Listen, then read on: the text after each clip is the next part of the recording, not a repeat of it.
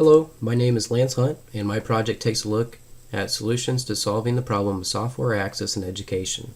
Let's take a moment to understand the problem. Imagine a class is getting ready to start an assignment, and it requires a software application to be used by the students in order to complete the assignment. For example, a physics application that models, simulates, and explores a wide variety of physics concepts. The software is usually pre-installed and configured on the workstation, which involves IT staff to deploy the application to the lab using sophisticated desktop management tools. The class has a limited amount of time in class to do the assignment. The classroom is shared with other classes and makes it difficult for students that need extra time to get access to the computers. That's a problem. Now let's consider taking the same class and converting it to an online format. How will the online students access the same software application without being able to be on the physical site? So the challenges we face with software in education is that we can have limited availability, it can require high maintenance to deploy and update, and lastly it requires purchasing more physical computers to scale. I'm examining today's latest virtualization technologies coupled with remote access that help solve these problems.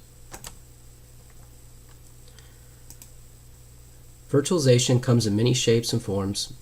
My specific technologies include virtual desktops, infrastructure as a service, platform as a service, and more recently called containers. Remote access in general sense means students using their personal devices to view and interact with remote systems that feel as if they were on campus. At a high level, you can think of virtualization as running numerous instances of desktops on enterprise-grade level servers in a data center. Picture taking a lab of 20 or so computers in a classroom, be able to run them all on a server. Now virtualized, those desktops can be cloned, remotely accessed from any device, from any location. So I took a look at a real-world implementation of virtual desktops being accessed remotely by the school, University of North Georgia, which offers about 100 virtual desktops to all of its 17,000 students. During the study, I came up with the design, best practices, and considerations. I also took a look at student login data and had some interesting results. As you can see, virtualization has opened the door for so many different solutions in education. But what about the institutions that don't have the resources to implement the underlying technology? Infrastructure as a service is another option that allows students to rent data centers hosted by the cloud providers like Amazon, Microsoft, and Rackspace. With the swipe of a credit card, virtual machines can be powered on in a data center managed by the provider, and you are responsible for the virtual machine's operating system and applications.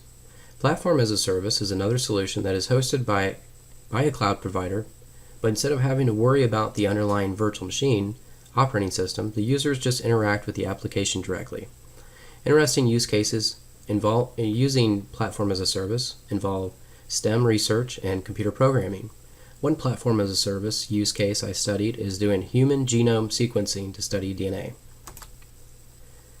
A more recent virtualization technology called containers that implements a layer of abstraction between the operating system and applications allows multiple instances of an application to be separated and ran independent of each other.